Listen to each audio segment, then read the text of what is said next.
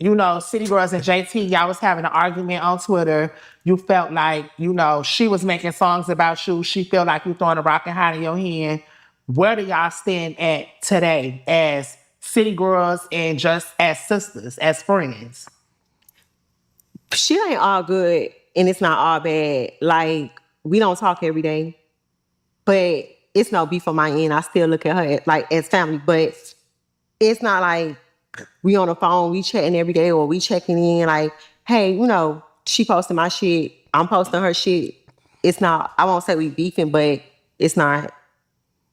Do you feel like taking it to the internet, or do you feel like things that happen behind the scenes have went too far that it'll never be the same motherfucker the old days? I feel like once we go to the internet, that's kind of like Okay, she's about to cap, so let me just fill you on the real tea, okay? So here's the story of the City Girls.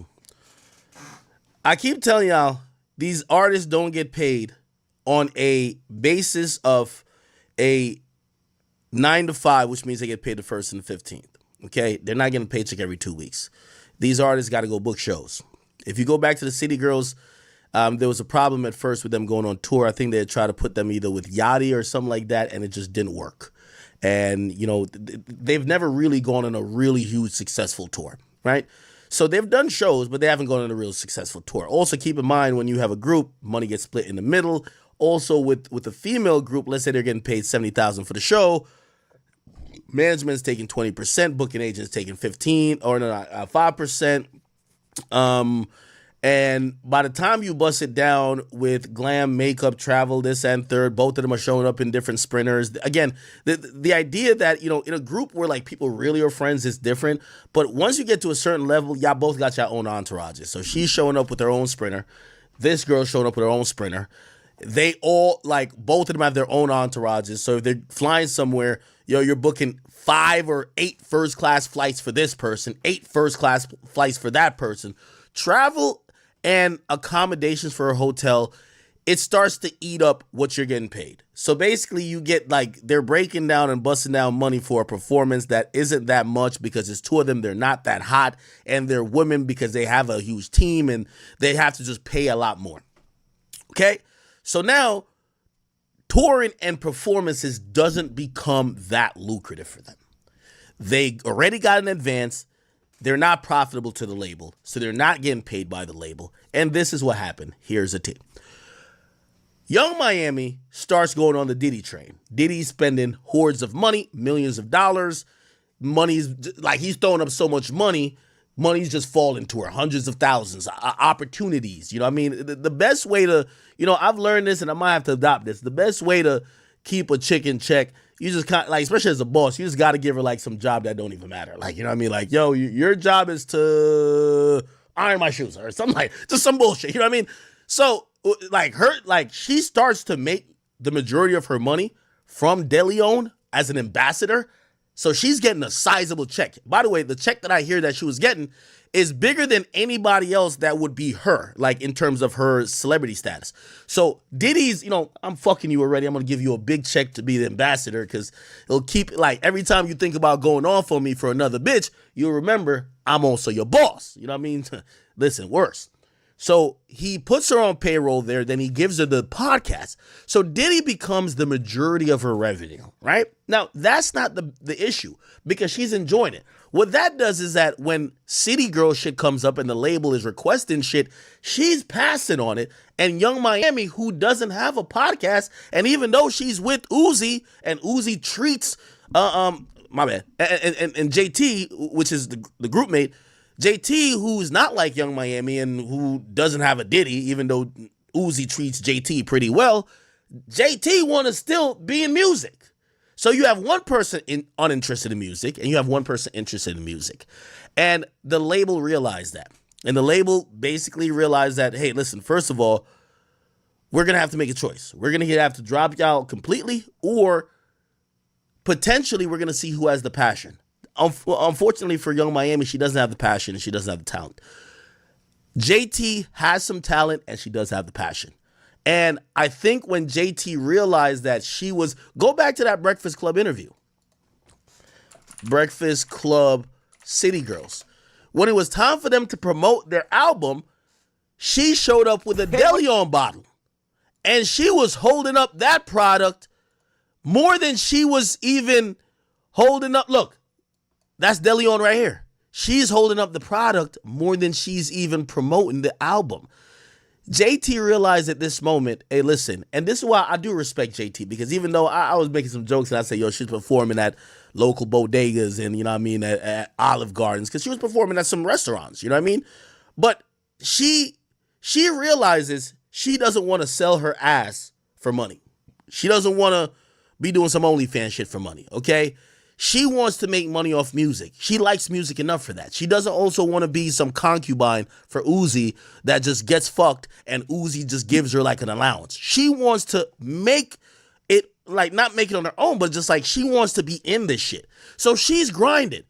Let me tell you this, the kryptonite, or not kryptonite, if you are chasing a goal, and just clip this right here.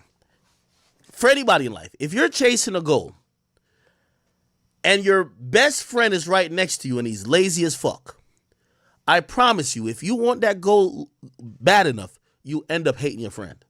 Because a hard worker can't fuck with a lazy nigga. It doesn't work. You can't be friends, or you can't be really locked in when you're working hard passionately and the other person doesn't give a fuck. You will always fall out. And maybe not fall out like you hate each other, but you'll realize it becomes abundantly clear, I got to separate myself from them. You know why? It's going to become moments. Oh, Carisha says she don't want to go do this because she want to go hang with Diddy. But you know you need to go do this because you might run into so-and-so and y'all might could get locked in the studio and make a song. You're trying to convince Carisha. Carisha, let's do it. She like, nah, Diddy already got the jet gas stuff. I got to go. Like, yo, you know, city girl shit. Like, you know, we got to, at some point, you stop hitting the other girl to come with you. Yo, all right, I'm going to just go by myself because I know what she's on. She don't want to do that. This is not her passion. Her passion is sucking dick and getting fucked on a Gulf Stream. She just want to be in Turks, like in a train. Like, that's what she wants. She doesn't want this. That's where it really goes in. Now, obviously, there's some other things, to be honest, with the city girls thing. Like, for example, there's this whole thing that, you know, essentially, when one of them gets in trouble, the other one don't come on Instagram or Twitter to defend each other. And like, they're like, oh, Santana will come to defend Carisha, but they never do. Well, that's some little petty girl shit. But they grew apart because when one girl is comfortable being on her back and getting it, when you want to be in the booth to get it, you're not going to agree with that. Your friend is cool with just laying on her back like a starfish to get that bread. You don't want to do that, even though you got a lit nigga. Y'all can't be friends. This is why they say birds of a feather flock together. This is why if you see 7 hoes and you see the 8th, if the 8th one is always with the 7 and she claims she not a hoe, something's up. So you're telling me the 7 chicks, all they do is hoe shit. They're doing hoe shit all the time. And you don't indulge in hoe shit. But y'all still find some synergy? How? How? You tell me how. So you're hanging with all the hoes. They only do hoe shit. You're not into hoe shit, but yet y'all still have mass synergy. Something don't add up. Again, usually when you have, you know how many people, yo, I felt like I had so many friends right before I got successful. I had so many friends before I got successful. But I remember when I was back in college and we was time to graduate and my niggas was still chasing pussy and I realized that bills was coming in. I said, I got to start putting in work. I was in a closet recording YouTube videos. So, yo, we about to link with these bitches. And I had to, it was a point I had to say, nah, y'all go ahead. I got to do this shit right here. I had to say that. That made a separation in us being friends because I wasn't there for the moments while they were chasing the girls no more.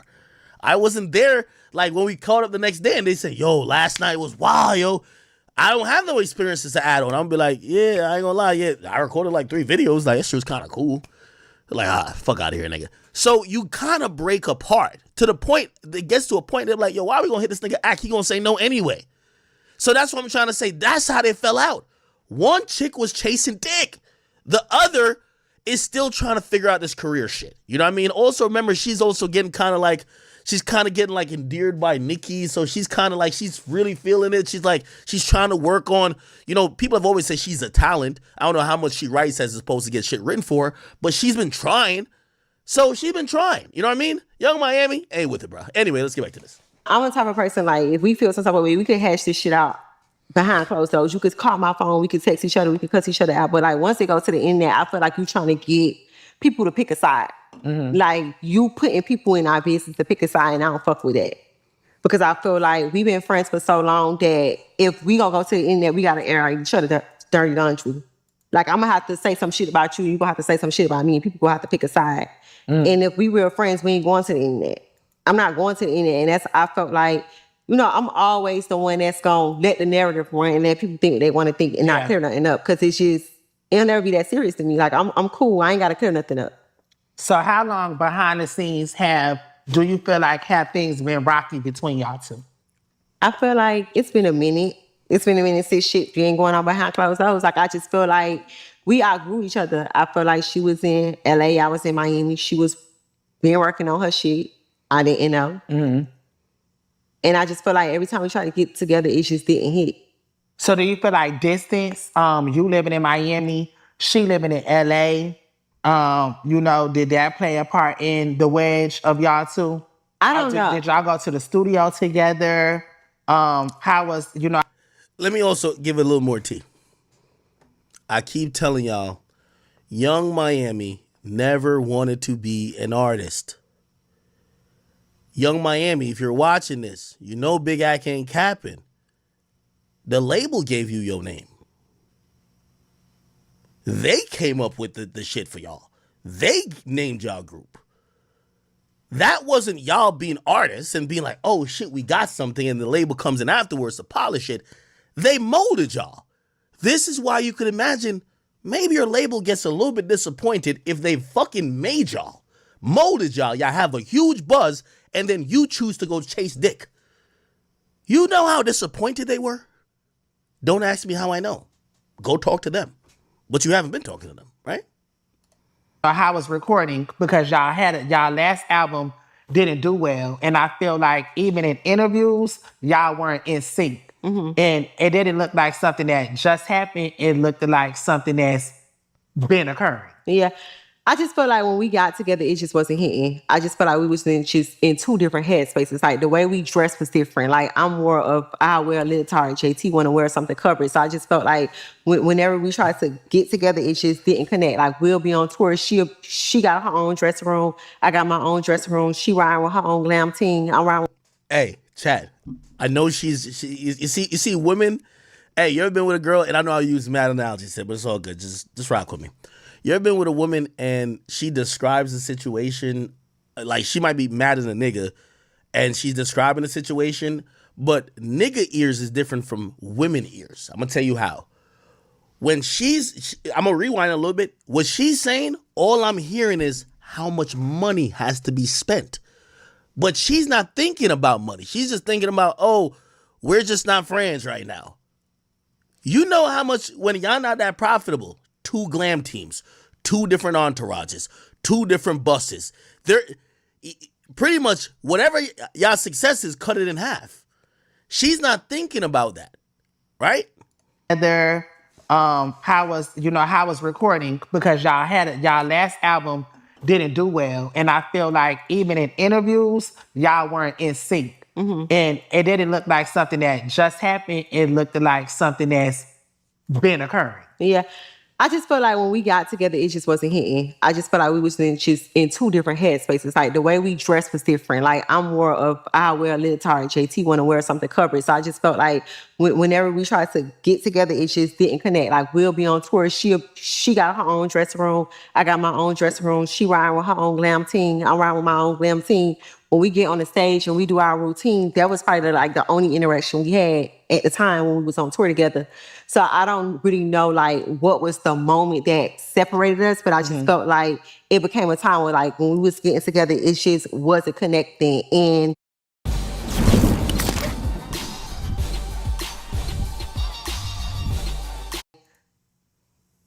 I was just like, ain't no money in the group. You know what I'm saying? Like I'm doing a feature. People calling for the City Girls. You know, it's either Chat, am I an oracle or what? Didn't I just say this shit? Of course she would say there's no money in the group.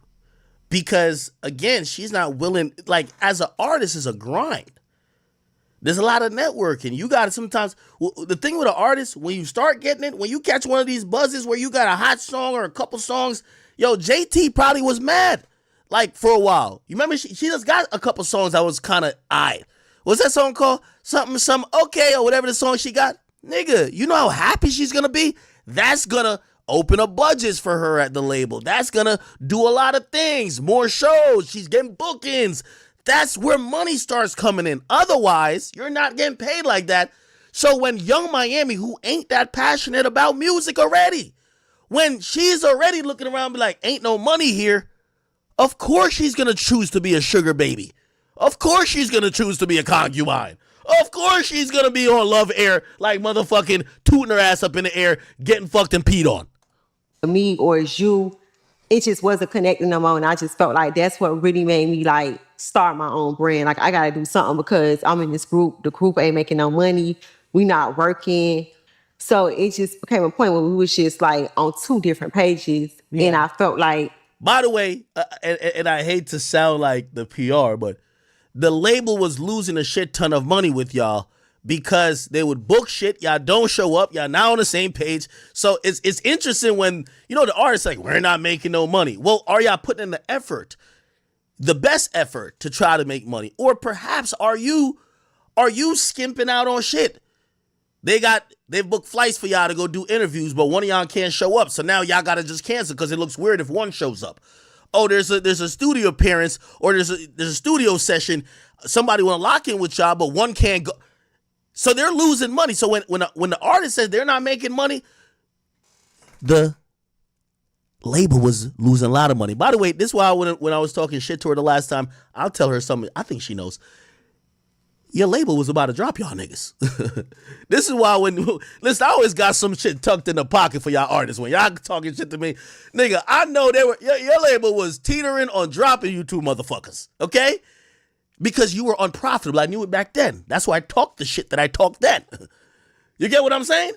That's why I talked that shit, because I knew it. Don't ask me how I know it. But, yeah. So, again, I'm just matching her words where she says she's not making money. That should be matched to her label was losing a fuck ton of money keeping them. I'm going to give an assumption. Don't ask me how I know. They only kept y'all and didn't drop y'all because the whole female movement and wave started after Cardi B, but after Cardi B comes you guys.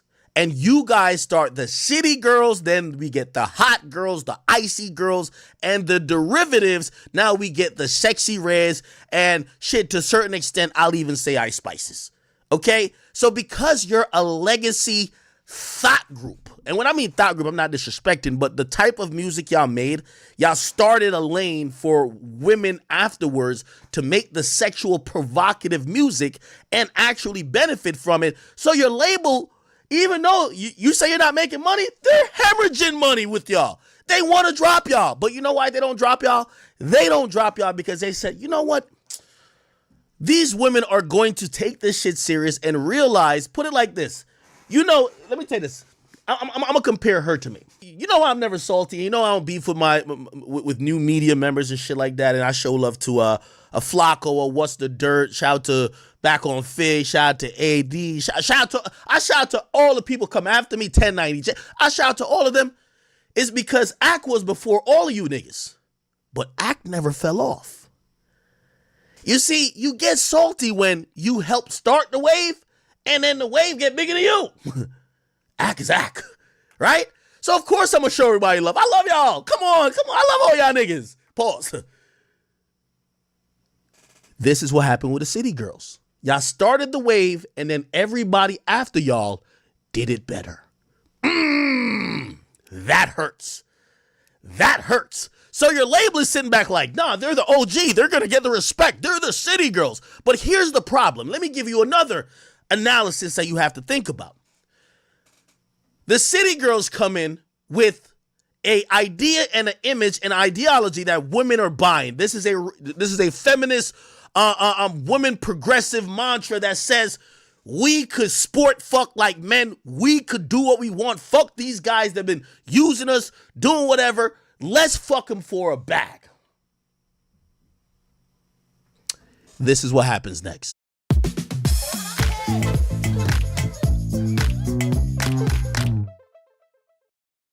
What's the best thing about home insurance from square one? Well, you get to make it yours with the only What you don't know is that Young Miami at that time was pushing 30. These were women closer to their 30s than they were to their 20s or early 20s. Now, I'm not age shaming, and the age doesn't matter that much. But the reason why I mention that is that the idea that they were pushing, they were frauds. It's like, imagine if let's bring in red pill people into it. Imagine if you were watching a red pill creator, and a red pill creator been telling you, don't marry single moms and don't do this. You've been watching this motherfucker. You think he's a high valued man. All of a sudden, you see the girl he wife up. It's the exact opposite. You will look at him like, what the fuck? We don't get it. So, to bring it back to them, Young Miami and JT not realizing, right? You know there's mad R&B, and I know I'm all over the place, but you're going to get it. There's mad R&B artists that realize that what they're pushing is sex appeal, and the idea to women or to men that they're available. So when they get into relationships, they hide it. Young Miami and JT pushed sexual provocativeness, not giving a fuck about men, using men, this and third, and both fall head over heels with the man. And both are in relationships. Do you see how the label gets mad? What the fuck? So y'all both in relationships while we're pushing this movement for, y'all are the first, y'all are Christopher Columbus of the horse. And we're pushing this message that fuck these niggas. It's all about us, women. And y'all are in love with niggas? What? Do you get what I'm saying?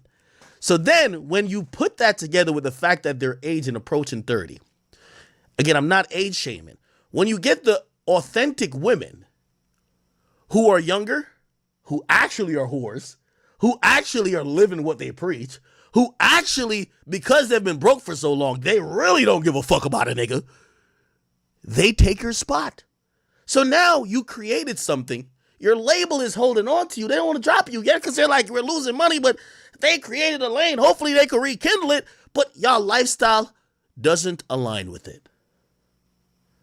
Ain't that a bitch?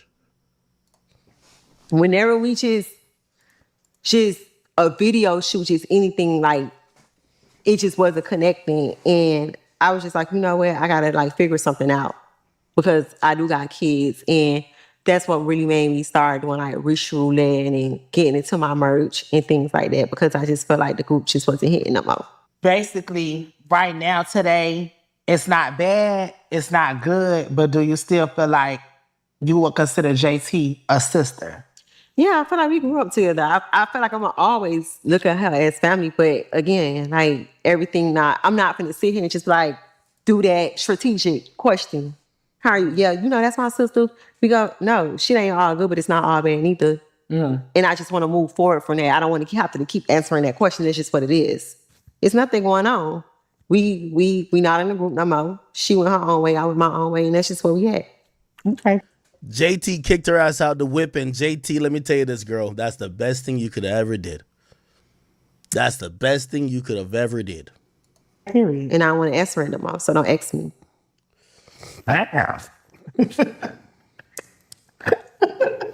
So let's get into some tweaks. So there was a time where JT was arguing with Cardi. And they was going back and forth. And you woke up and said,